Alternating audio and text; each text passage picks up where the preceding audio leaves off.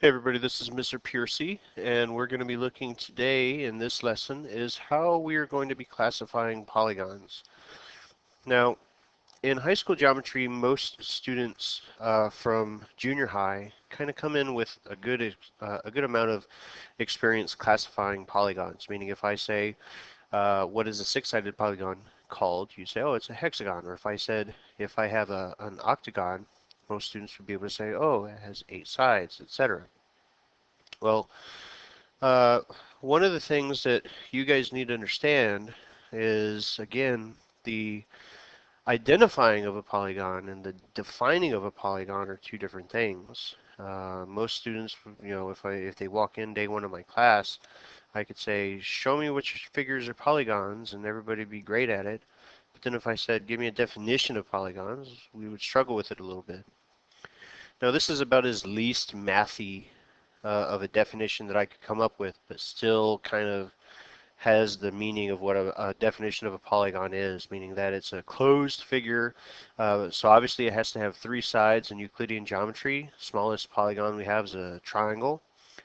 Each side intersects 2 other sides at one endpoint only, so that no 2 sides with a common endpoint are collinear, meaning um, so if you look over at the examples of the polygons versus non-polygons, a common way of showing what we would not have as a polygon anymore is, looking at the top one here, we have an 8-sided figure, we have an octagon.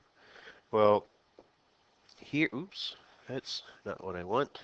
I don't want my highlighter on. Let's go to my pen. There we go. And okay, the green will work. So if we have this side here, what it's saying is that that side is going to intersect 2 other sides, but only at one endpoint, and that's all it could intersect is just 2 other sides. Well, if, for example, we were to add a diagonal line, say from here to here, well now that side that I have in green is intersecting more than one segment, and that's not what we would classify as a polygon.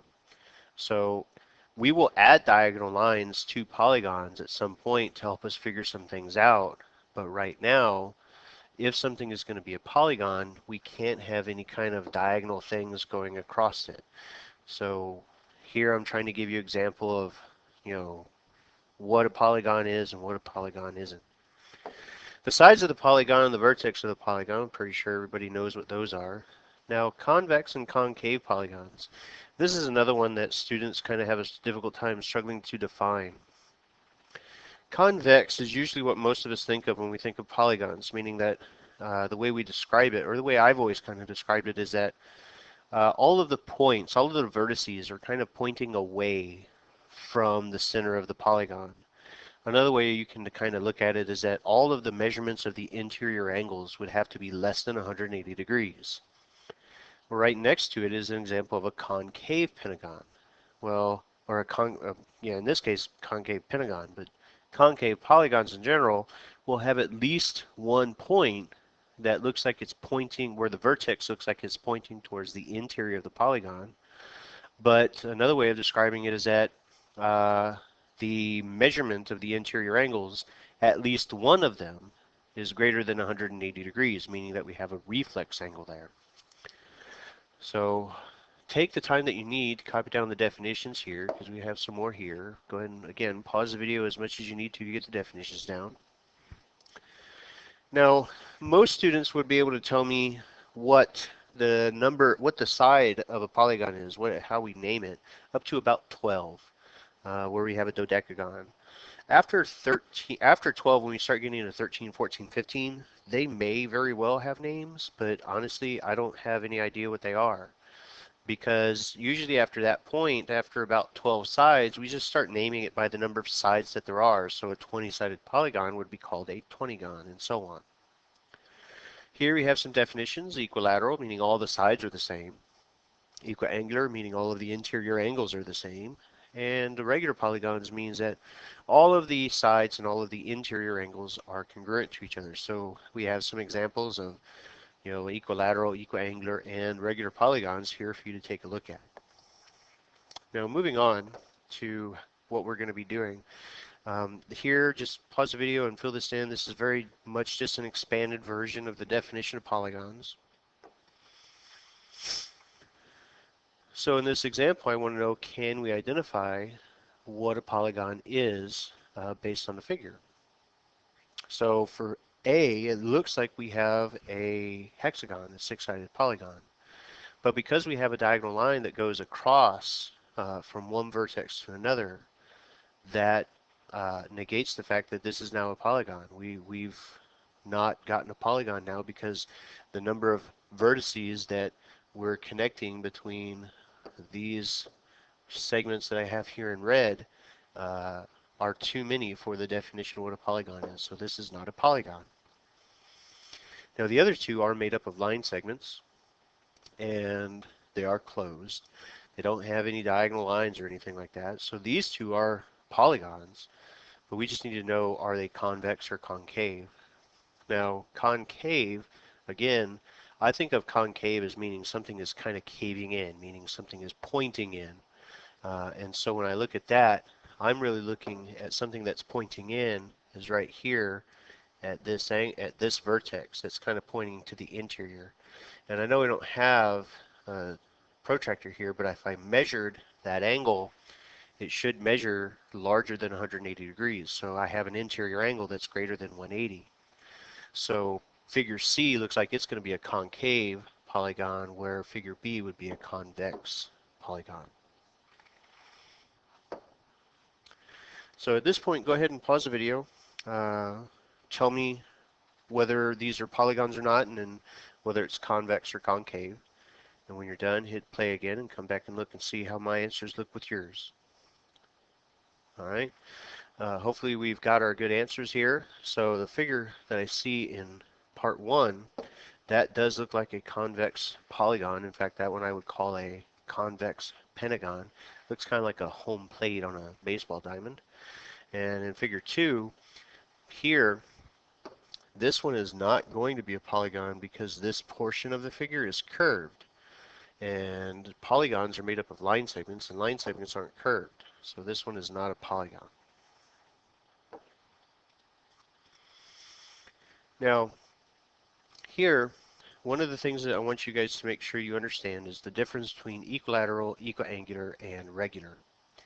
Because I can have equilateral polygons where all the sides are the same, but not all the angles are the same. And vice versa, I can have polygons where all of the interior angles are the same, but the sides are different lengths. So there's a difference between equilateral, equiangular, and regular, meaning that all the sides and all the angles are congruent to each other. And looking at the figure here, I'm coming back to an octagon, and I know that this is a regular octagon because looking at the arcs inside, the interior angles all have a single arc. Because they all have a single arc, that is letting me know all of those angles are the same length. And when I look at the sides, each side has a single hash mark on it. So because the single hash marks indicate that those sides are the same, I have a polygon where all the sides are the same, all the angles are the same. So that is a regular polygon, in this case a regular hexagon. Now these are going to be very similar types of problems that you're going to see throughout the remainder of the course, where we're recognizing the fact that we have segments that are going to be the same. Now what allows me to make the connection that all of the segments are going to be the same is the fact that this is a regular hexagon. That vocabulary term right there lets me understand all of the sides and all of the angles are going to be congruent to each other. So since all of the sides are congruent to each other, then the two expressions that we have, the 5x minus 1 and the 4x plus 3, they have to be equal to each other. So I can set up an equation based off of that. Solving for x in this case, I'm going to get x is equal to 4, and then I can substitute it back into an expression and show that each side is going to be 19 millimeters long. Now here in this example that you guys are going to do, problem 4, same thing, except now they're telling you the expressions are for angles.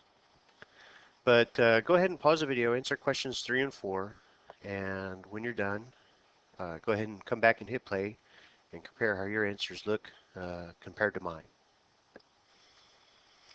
All right, so hopefully we have some answers that we can look at here.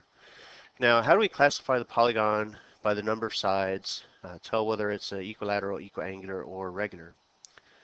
Well, it definitely has 4 sides, so it's definitely a quadrilateral.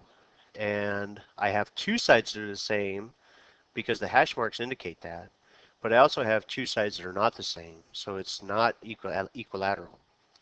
Same thing with the angles. The 2 angles that we see on top of the figure have a single arc between them, so those are congruent to each other. The 2 angles at the bottom have 2 arcs in between them, so those are the same. But the angles that have a single arc, and ones that have double arcs, those are not the same angle. So it's not equiangular either. So if it's not equilateral, it definitely can't be regular. So the best way to describe this would simply be as a quadrilateral. Somewhere there we go. This polygon is simply going to be a quadrilateral. Now looking at problem 4, again here we're talking about the expressions 4x plus 8 and 5x minus 5. These are going to represent congruent angles.